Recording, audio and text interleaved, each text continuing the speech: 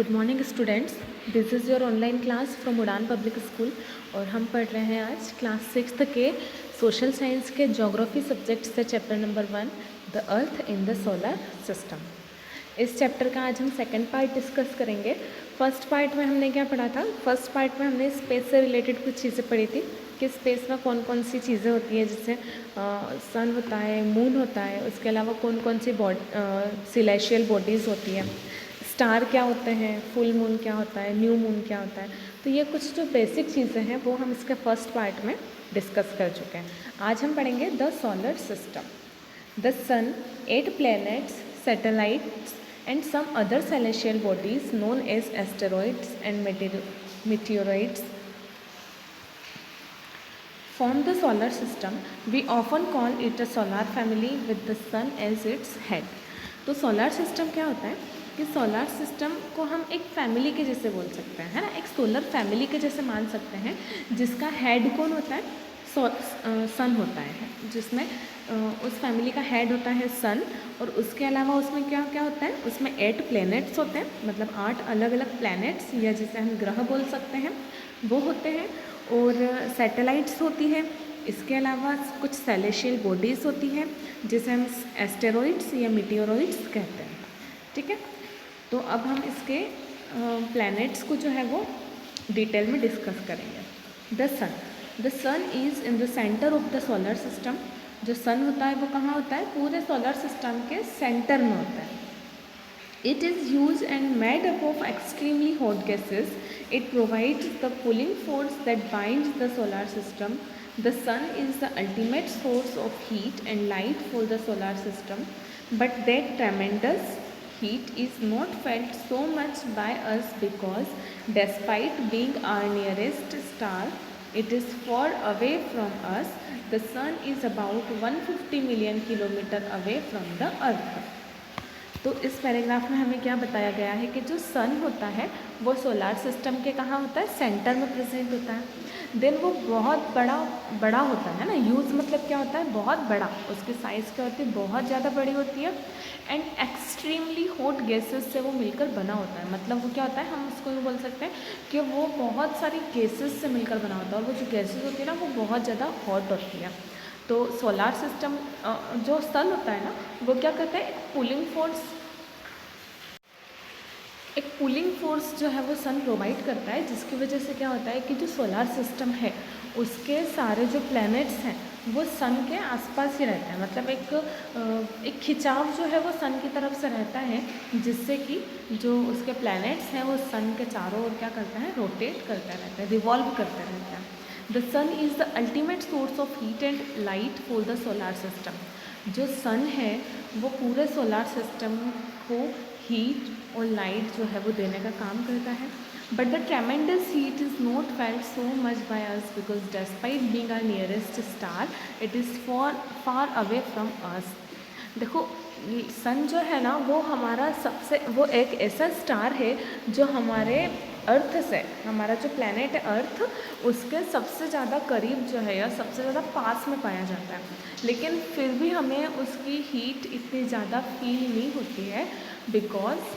क्योंकि नियरेस्ट है, लेकिन फिर भी वो हमारी अर्थ से बहुत ज़्यादा दूर है ना। और इतना दूर है कि हमें उसकी जो हीट है वो इतनी ज़्यादा फील नहीं होती है। तो कितना दूर है वो? कम से कम 150 मिलियन किलोमीटर जो है वह हमारी अर्थ से दूर है। अब प्लैनेट्स, सन तो हमने देख लिया, उसके बाद उसके आसपास जो रिवॉल्व करते हैं वो उन्हें हम प्लैनेट्स बोलते हैं।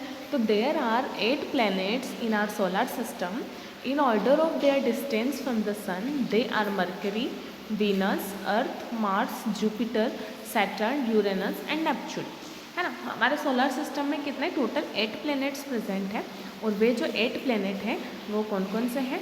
वो अगर हम सन से उनकी डिस्टेंस देखें तो सन का जो नियरेस्ट है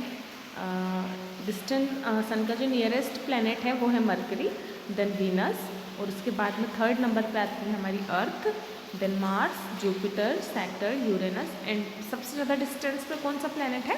नेपच्यून। तो an easy way to memorize the name of the planets in order of their distance from the sun is my very efficient mother just serve us nuts. अच्छा, तो प्लैनेट्स के जो नाम हैं वो हमें याद रखने होते हैं, लेकिन बहुत बार क्या होता है हम इन नाम को भूल जाते हैं, है ना। हम इनका ऑर्डर भूल जाते हैं कि किस ऑर्डर में ये सन के पास में प्रेजेंट है। तो उसको याद रखने के लिए या मेमोराइज करने के लिए यहाँ पर हमें क्या दिया है, एक ट्रिक दी है, एक न्यूमोनिक्स दिया हुआ है, या हम इसे ट्रिक ही बोल सकते हैं कि ट्रिक दी हुई है कि इसके हेल्प से हम याद रख सकते हैं। मतलब एक पूरा सेंटेंस है कि माई very efficient mother just served us nuts. मतलब माई का फर्स्ट लेटर हो जाता है एम, तो एम से क्या हो जाएगा मरकरी। वेरी का फर्स्ट लेटर हो जाता है वी, तो इससे क्या हो जाएगा वीनस। इफिशियंट का फर्स्ट लेटर है ई, तो इससे हो जाएगा अर्थ। मदर का फर्स्ट लेटर है एम, तो इससे हो जाएगा मार्स। जस्ट का फर्स्ट लेटर है जे, तो वो हो जाएगा जुपिटर। सर्व्ड का फर्स्ट लेटर है एस, तो वो हो जाएगा सैटर्न। अस का फर्स्ट लेटर है यू, तो उससे हो जाएगा यूरेनस। एंड नट्स का फर्स्ट लेटर है एन, तो उससे क्या हो जाएगा नेपच्यून। तो इससे क्या है कि हम सारे प्लैनेट्स के जो नेम है वो एक पूरे सीक्वेंस में लर्न या मेमोराइज कर पाएंगे या याद रख पाएंगे। All the 8 planets of the solar system move around the sun in fixed path। अब ये जो जितने भी प्लैनेट्स हैं ना, वो क्या होता है कि सन के आसपास एक फिक्स्ड पाथ में जो है रिवॉल्व करते हैं। एक फिक्स्ड उनका पाथ है, या एक उनका जो रास्ता है, ऐसा हम बोल सकते हैं कि उनका जो रास्ता है जिस पर वो सन के आसपास चक्कर लगाते हैं, वो क्या होता है बिल्कुल फिक्स होता है। These paths are elongated, और वो पाथ कैसा होता है elongated, मतलब हल्का सा, मतलब पूरा गोल पाथ नहीं होता है, अंडाकार पाथ होता है ना, ओवल शेप्ड होता है। और दे आर कॉल्ड ऑर्बिट्स, और इस पाथ को क्या बोला जाता है, ऑर्बिट्स कहा जाता है। मतलब वो रास्ता जिस पर चलकर जो प्लैनेट्स हैं वो सन के आसपास चक्कर लगाते हैं, उस पाथ को या उस रास्ते को क्या कहा जाता है, ऑर्बिट्स कहा जाता है। Mercury is nearest to the sun, जो मरकरी प्लैनेट है वो सन के क्या है, नियरेस्ट है, मतलब सबसे ज़्यादा पास में है। It takes only about 88 days to complete 1 round along its orbit. वो सन के इतना ज़्यादा पास में है कि पूरे सन का या पूरे सूर्य के चारों तरफ घूमने में उसे सिर्फ कितना टाइम लगता है, ओनली 88 डेज का टाइम लगता है। Venus is considered as Earth's twin because its size and shape are very much similar to that of the Earth। अब एक और जो दूसरा प्लैनेट है वीनस, उसे क्या बोलते हैं, अर्थ्स ट्विन, मतलब हमारी पृथ्वी का जुड़वा भाई बोला जाता है। क्यों? क्योंकि वो दिखने में उसका जो शेप है, उसका जो साइज़ है, वो पूरा क्या है, पूरा सेम टू सेम अर्थ के जैसा है, इसीलिए उसे क्या कहा जाता है, अर्थ का ट्विन या अर्थ का जुड़वा भाई कहा जाता है। Till recently August 2006 Pluto was also considered as a planet. 2006 तक प्लूटो जो है वो भी एक प्लैनेट के जैसे ही कंसिडर किया जाता था, मतलब प्लूटो नाम के एक ग्रह को भी ग्रह या प्लैनेट माना जाता था। However, in a meeting of the International Astronomical Union, a decision was taken that Pluto, like other celestial objects discovered in recent past, may be called dwarf planets। लेकिन जब 2003 में या फिर जब एक मीटिंग हुई इंटरनेशनल एस्ट्रोनॉमिकल यूनियन की, तो उन्होंने क्या डिसीज़न लिया कि प्लूटो क्या है, एक सेलेशियल ऑब्जेक्ट है, और प्लूटो के जैसे ही बहुत सारे जो छोटे छोटे से जो प्लैनेट्स हैं वो सोलार सिस्टम में प्रेजेंट होते हैं या डिस्कवर किए गए हैं।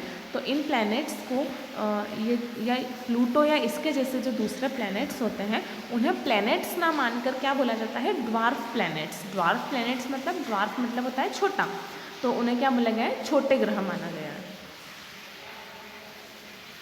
द अर्थ, नेक्स्ट प्लैनेट आता है the Earth. The earth is the third nearest planet to the sun, है ना। थर्ड नियरेस्ट प्लैनेट कौन सा हो जाता है, अर्थ हो जाता है। In size it is the fifth largest planet, और अगर हम साइज में देखें तो जो अर्थ है वो फिफ्थ लार्जेस्ट प्लैनेट है। It is slightly flattened at the poles, that is why its shape is described as a geoid. Geoid means an earth like shape.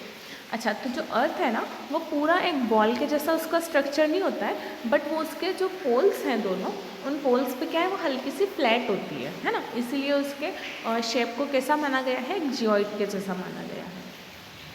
Conditions favourable to support life are probably found only the earth. अब हमारा अर्थ ही सिर्फ एक ऐसा planet है जिस पर ऐसी conditions present है या ऐसी फेवरेबल कंडीशन प्रेजेंट्स हैं जो हमारी लाइफ को या हमें जीवन जीने के लिए हमें क्या करती है, सपोर्ट करती है। The earth is neither too hot nor too cold. It has water and air which are very essential for our survival. The air has life supporting gases like oxygen. Because of these reasons, the earth is a unique planet in the solar system. अब हमने क्या देखा कि जो earth है उस पर favourable conditions होती है या ऐसी अनुकूल परिस्थितियाँ पाई जाती है जिसमें हम क्या रह सकते हैं, जीवित रह सकते हैं। तो वो परिस्थितियाँ या फेवरेबल कंडीशंस कौन कौन सी है? अर्थ जो है एक तो ना बहुत ज़्यादा वो गर्म है और ना ही वो बहुत ज़्यादा ठंडी है, ठीक है। उसके अलावा वहाँ पर वाटर और एयर प्रेजेंट है जो कि हमारे सर्वाइवल के लिए या हमारे ज़िंदा रहने के लिए क्या होता है, बहुत ही ज़्यादा इम्पॉर्टेंट या बहुत ही ज़्यादा एसेंशियल होता है, ज़रूरी होता है। और उसके अलावा जो एयर है उसमें हमारी लाइफ को सपोर्ट करने वाली जो बहुत हमारे लिए जो बहुत ज़्यादा इम्पोर्टेंट गैस है, कौन सी, ऑक्सीजन, वो प्रेजेंट होती है। Because of these reasons the earth is a unique planet. और ये सारे कैरेक्टर्स अर्थ में प्रेजेंट है ना, इसीलिए अर्थ को क्या बोला जाता है, सोलर सिस्टम में एक यूनिक प्लानट बोला जाता है, क्योंकि यही एक ऐसा प्लानट है जहाँ पर जीवन है। From the outer space, the Earth appears blue because its 2/3 surface is covered by water. It is therefore called a blue planet. अगर हम स्पेस से या अंतरिक्ष से देखें तो हमारी जो अर्थ है ना वो पूरी ब्लू कलर की नज़र आती है, बिकॉज हमारी जो अर्थ है उसका 1/3 मतलब 1/3 हिस्सा पूरा जो है वो सबमर्ज मतलब वाटर या जल से घिरा हुआ है। तो जल से घिरा होने के कारण वो स्पेस से देखने पर कैसी नज़र आती है, पूरी ब्लू कलर की, और इसीलिए अर्थ को क्या बोला जाता है, ब्लू प्लैनेट भी कहा जाता है। नेक्स्ट आता है द मून। और अर्थ has only one satellite, that is the moon. अगर हम नेचुरल सैटेलाइट की बात कर रहे हैं तो हमारी अर्थ की ओनली एक नेचुरल सैटेलाइट है जिसे हम क्या बोलते हैं, मून बोलते हैं। Its diameter is only 1/4 that of the अर्थ। और उसका जो डायमीटर है वो क्या है, अर्थ से 1/4 है, मतलब वो मून जो है हमारी अर्थ से 1/4 जो है वो छोटा है, ठीक है। It appears so big because it is nearer to our planet than other celestial bodies. और हमें चंद्रमा या मून जो है वो इतना बड़ा क्यों दिखाई देता है, बिकॉज वो दूसरी सेलेशियल बॉडीज़ से या दूसरे प्लैनेट्स से बहुत ज़्यादा पास में हमारी अर्थ के उपस्थित है। It is about 3,84,400 kilometre away from अस। कितना दूर है वो हमारी अर्थ से, 3,84,400 किलोमीटर जो है हमारी अर्थ से जो मून है वो दूर है। Now you can compare the distance of the earth from the sun and that from the moon. और अब हम क्या कर सकते हैं, हमारी अर्थ से कंपेयर कर सकते हैं कि सन जो है हमारी अर्थ से कितना दूर है। 88 मिलियन किलोमीटर दूर है ना, कितना दूर है, हमने पढ़ा था कि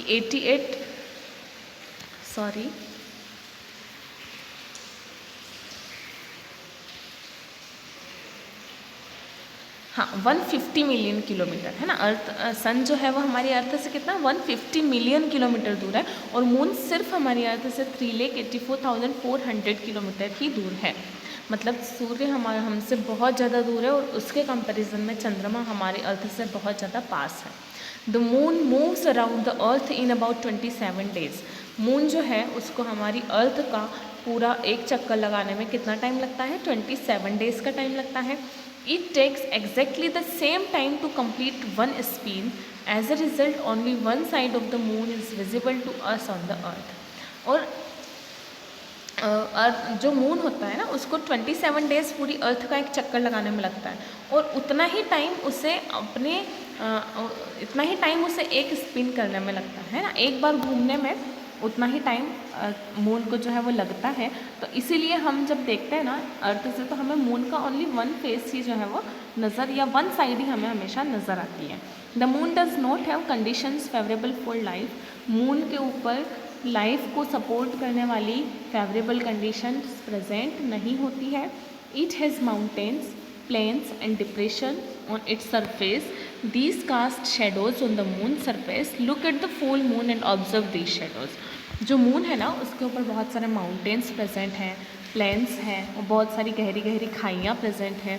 तो ये जो माउंटेन्स और ये मून के ऊपर प्रेजेंट है ना, तो उसकी शेडो जो है वो हम मून की सरफेस पर देख सकते हैं, है ना। तो जब भी फुल मून जो रहता है ना, जब पूर्णिमा की जब रात होती है, जब पूरा चंद्रमा होता है, और जब उस टाइम पे हम अगर ठीक से ऑब्जर्व करें चंद्रमा को, तो उस पर हमें ब्लैक कलर के जो स्पॉट्स दिखते हैं ना, एक्चुअली में वो क्या होते हैं, ये माउंटेन्स जो बड़े बड़े माउंटेन्स इसके ऊपर हैं, उसी की शेडो जो है वो हमें दिखती है।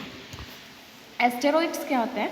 Apart from the stars, planets and satellites, there are numerous tiny bodies which also move around the sun. अब सन के आसपास हमने देखा कि स्टार्स होते हैं, प्लैनेट्स होते हैं, सैटेलाइट्स होते हैं, उसके अलावा कुछ स्मॉल बॉडीज़ भी होती है जो कि क्या करती है, सन के आसपास चक्कर लगाती है या घूमती है, और उन्हीं बॉडीज़ को क्या कहा जाता है? एस्टेरॉइड्स कहा जाता है। They are found between the orbits of Mars and Jupiter, और ये एस्टेरॉइड्स कहाँ होते हैं? मार्स और जुपिटर के बीच में। Scientist are of the view that asteroids are parts of a planet which exploded many years back। तो साइंटिस्ट का या कुछ वैज्ञानिकों का क्या मानना है कि ये जो भी एस्टेरॉइड्स है ना, ये एस्टेरॉइड्स भी किसी समय पर एक पूरा प्लैनेट हुआ करता था, और उस वो प्लैनेट्स क्या हो गया, फिर पूरा एक्सप्लोडेड हो गया, पूरी तरह से बिखर गया, और ये एस्टेरॉइड्स उसी प्लैनेट के क्या हैं, टुकड़े हैं। अब मीटियोरॉइड्स क्या होता है? The small pieces of rocks which moves around the sun are called meteoroids. अब सन के आसपास कुछ जो स्मॉल रॉक्स के या चट्टानों के जो टुकड़े होते हैं ना, वो जब चक्कर लगाते हैं तो उन्हें क्या कहा जाता है? मीटियोरॉइड्स कहा जाता है। Sometime these meteoroids come near the Earth and tend to drop upon it. During this process, due to friction with the air, they get heated up and burn. It causes a flash of light. Sometimes a meteor, without being completely burned, falls on the earth and creates a hole। देखो actually क्या होता है कि जो sun है ना, उसके आसपास बहुत सारे रॉक्स, मतलब चट्टानों के जो टुकड़े होते हैं ना, वो भी चक्कर लगाते हैं, तो उसे हम क्या कहते हैं? मीटियोरॉइड्स कहते हैं। और ये मीटियोरॉइड्स क्या करते हैं? कभी कभी अर्थ के पास आ जाते हैं और कभी कभी धरती पर गिर भी जाते हैं। हमारी अर्थ पर क्या हो जाते हैं? कभी कभी गिर जाते हैं। तो इस प्रोसेस में क्या होता है कि जब वो अर्थ के एटमॉस्फेयर में इंटर करते हैं ना, तो एयर का जब फ्रिक्शन फोर्स लगता है ना, तो एयर के फ्रिक्शन के कारण वो क्या हो जाते हैं? बहुत ज़्यादा गर्म हो जाते हैं और जलने लग जाते हैं, और इसीलिए वो क्या है, हमें चमकते हुए दिखते हैं, है ना, बिल्कुल। और कभी कभी तो ऐसा होता है कि ये जो चट्टानें होती है, ये पूरी तरह से जलती भी नहीं है और अर्थ पर गिर जाती है, जिसकी वजह से क्या हो जाते हैं? ये बड़े बड़े होल्स जो है ये क्रिएट कर देते हैं। Do you see a whitish broad band like a white glowing path across the sky on a clear starry night? तो क्या आपने कभी क्लियर मतलब चमकती रात में, तारों वाली रात में ब्रॉड बैंड, एक वाइट कलर का बैंड देखा है? It is cluster of millions of stars. मतलब हमने देखा है ना कि बहुत सारा झुंड पाया जाता है तारों का, तो वो क्या होता है? Cluster of millions of stars. तो वो क्या होता है कि बहुत सारे मिलियंस स्टार्स का या तारों का क्या होता है? ग्रुप होता है। This band is the milky Way Galaxy. This band is the milky Way Galaxy. और उस बैंड को क्या बोला जाता है, या उस ग्रुप को क्या बोला जाता है? Milky Way galaxy. Our solar system is part of this galaxy. और हमारा जो सोलर सिस्टम है ना, वो इसी गैलेक्सी का एक पार्ट है। In ancient India, it was imagined to be a river of light flowing in the sky. Thus, it was named आकाश गंगा। अब एंशियंट इंडिया मतलब पुराने समय में क्या माना जाता था? It was imagined to be a river of light flowing in the sky. ये जो क्लस्टर है या जो तारों का जो झुंड है, समूह है, वो उसे कैसा माना जाता था कि एक लाइट की रिवर, मतलब एक पूरी नदी बह रही है रोशनी की आकाश के अंदर, ऐसा माना जाता था। और इसीलिए इसका नाम भी क्या पड़ गया? आकाश गंगा। A galaxy is a huge system of billions of stars and clouds of dust and gases. Galaxy क्या है? एक बहुत बड़ा सिस्टम है जिसमें बिलियंस ऑफ स्टार्स और बहुत सारे क्लाउड्स, गैसेस और डस्ट के जो क्लाउड्स हैं वो प्रेजेंट हैं। There are millions of such galaxies that make the universe. और यूनिवर्स को बनाने के लिए, मतलब जो यूनिवर्स है ना, पूरा ब्रह्मांड है, उसमें ऐसी लाखों गैलेक्सियाँ प्रेजेंट हैं। It is difficult to imagine how big the universe is. Scientists are still trying to find out more and more about it. They are not certain about its size, but we know that all of us, you and I, belong to this universe. मतलब देखो एक Galaxy हमने देखी कि एक Galaxy जो है वो बहुत बहुत बड़ी होती है, और ऐसी ही कई लाखों गैलेक्सीज से मिलकर हमारा यूनिवर्स बना हुआ है। तो हम इमेजिन कर सकते हैं कि हमारा जो यूनिवर्स है वो कितना बड़ा है। वो साइंटिस्ट भी अभी तक पता नहीं लगा पाए हैं कि कितना बड़ा यूनिवर्स जो है वो प्रेजेंट है। हमें किसी को इसके बारे में नहीं पता है कि यूनिवर्स कितना बड़ा है, उसमें क्या क्या प्रेजेंट है, हम इसके बारे में बहुत ज़्यादा नहीं जानते हैं। लेकिन एक बात है कि हम और आप सभी क्या हैं, इसी यूनिवर्स का एक हिस्सा हैं। तो स्टूडेंट्स, ये जो हमारा फर्स्ट चैप्टर था वो कंप्लीट हो चुका है। Thank you.